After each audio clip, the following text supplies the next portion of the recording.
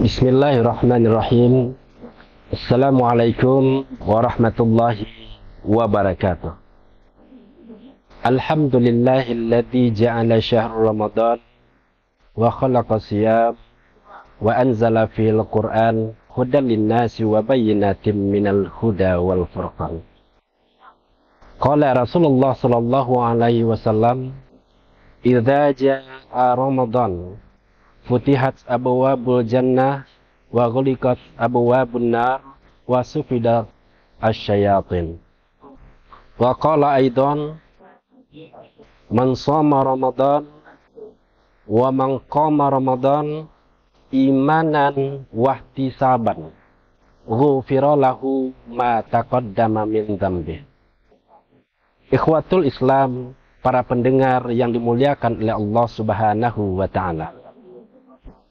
Puasa Ramadan merupakan salah satu keutamaan, keistimewaan, kemuliaan yang diberikan oleh Allah Subhanahu wa taala.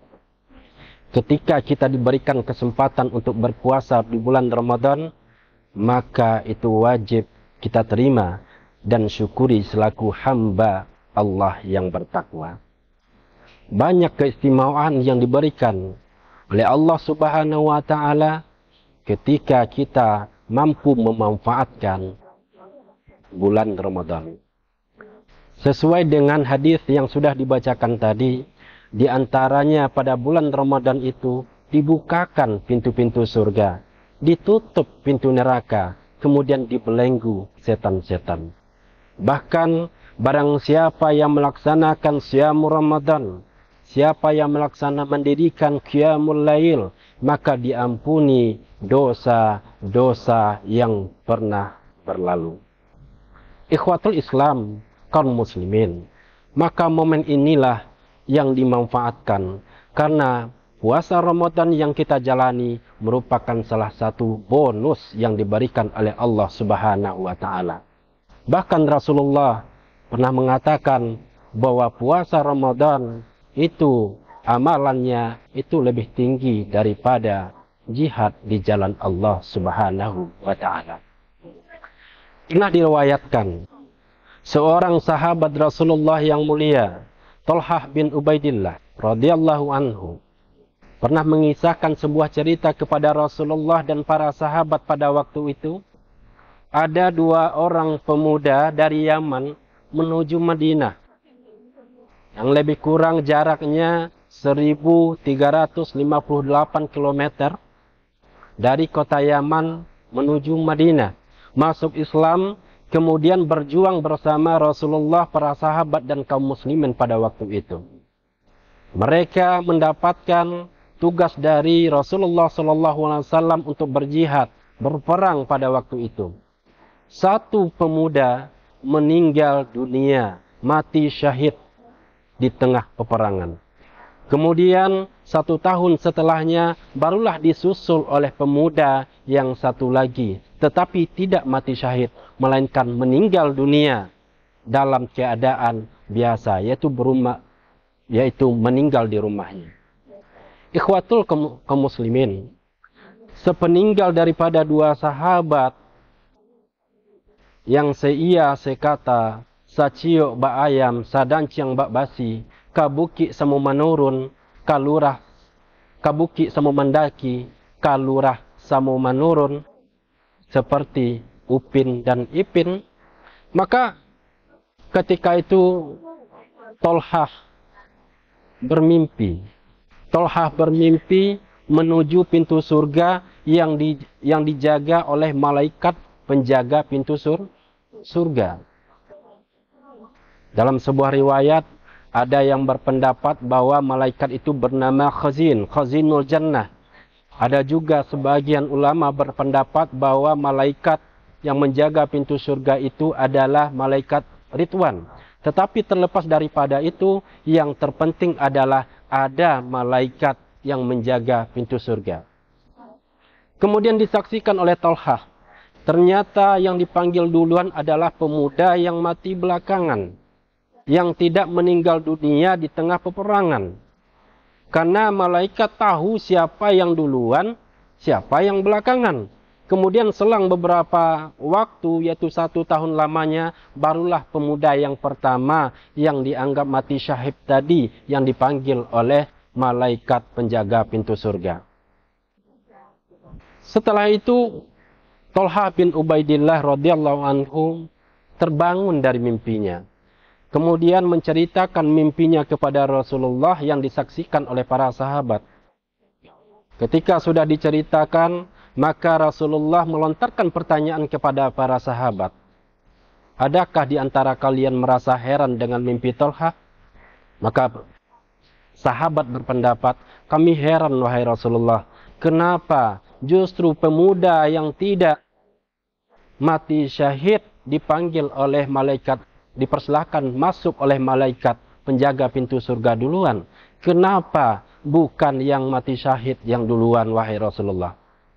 Rasulullah menjawab pada waktu itu, kenapa kalian heran? Bukankah pemuda yang kedua diberikan kesempatan umur yang panjang oleh Allah selama 1 tahun lamanya? Banyak amalan-amalan ketaatan yang dikerjakannya, didirikan sholat, dikerjakan puasa dan amal-amal sedekah, zakat, infak dan sebagainya. Itu adalah salah satu keistimewaan yang diberikan kepada pemuda yang kedua meskipun dia tidak meninggal dunia dalam keadaan syahid. Dan Rasulullah pernah berkata kepada para sahabat, apakah kalian mau menginginkan melihat orang yang mati syahid tetapi dia masih bisa berjalan di muka bumi ini? Biasanya orang yang mati syahid adalah orang yang berjuang mati-matian di jalan Allah Subhanahu wa taala, atau di kisah pemuda tadi dia berperang kemudian meninggal dunia syahid. Tetapi Rasulullah mengatakan kepada para sahabat, wahai para sahabat, jika engkau ingin melihat orang yang mati syahid, walaupun dia tidak syahid tetapi dia masih berjalan di muka bumi ini, maka lihatlah Thalhah. Kenapa demikian? Yang pertama, karena memang keistimewaannya sebagai seorang pemuda berjuang hanya untuk menegakkan kalimat La ilaha illallah Muhammadar Rasulullah, walaupun dia tidak mati syahid. Kemudian yang kedua, seolah-olah Rasulullah ingin mengatakan kepada para sahabat bahwasanya ini Thalhah, sahabat yang baik yang berjuang untuk menegakkan Islam, nanti dia mati dalam keadaan syahid. Itulah keistimewaan yang diberikan oleh Allah Subhanahu wa taala kepada pemuda yang kedua. Dia tidak mati dalam keadaan syahid berperang, tetapi dia justru memasuki kepada surganya Allah Subhanahu wa taala dengan amalan-amalan yang dikerjakan 1 tahun setelah sahabat atau pemuda yang pertama meninggal dunia. Apa yang dapat kita ambil hikmah atau pelajaran dari kisah yang diriwayatkan oleh sahabat Rasulullah ini? Yang pertama, selagi ada kesempatan yang diberikan oleh Allah, momentum bulan Ramadan, kita manfaatkan dengan sebaik-baiknya. Kata Rasulullah, wa yabqa khair. Ambil, karena itu adalah bonus yang diberikan oleh Allah kepada hamba-hamba yang masih menikmati indahnya kehidupan dunia. Kalau enggak, wa yabghiya syarri abqsir. Kalau ada kesalahan, kalau ada kejahatan, ada keburukan yang kita kerjakan selama kita hidup di dunia, maka silakan kurangi. Silakan jauhkan. Ambil yang benar, kemudian kita abaikan yang salah.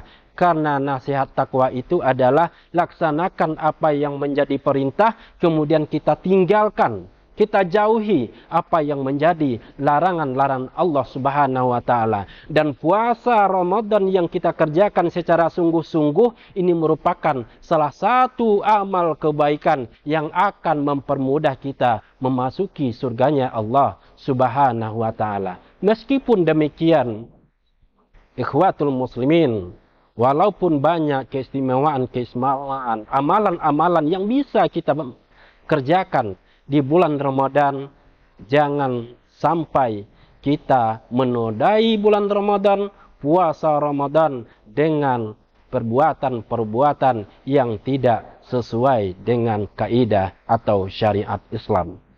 Jangan sampai kita memendam perasaan yang mungkin akan menodai hikmah, yang akan menodai amalan-amalan yang mungkin sudah kita tabung selama bulan Ramadan. Karena Ramadan itu ibaratnya seperti air. Sementara puasa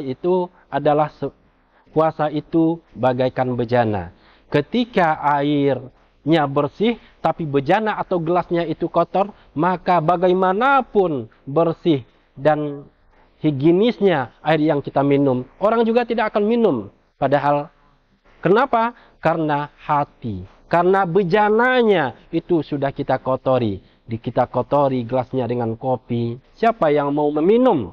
Sekalipun air zam-zam yang kita masukkan ke dalam bejana atau gelas yang disediakan. Oleh karena itu, mari kita manfaatkan momen Ramadan ini untuk melaksanakan amal kebaikan tanpa mengabaikan hal-hal yang mungkin merusak amalan-amalan puasa Ramadan kita pada tahun ini.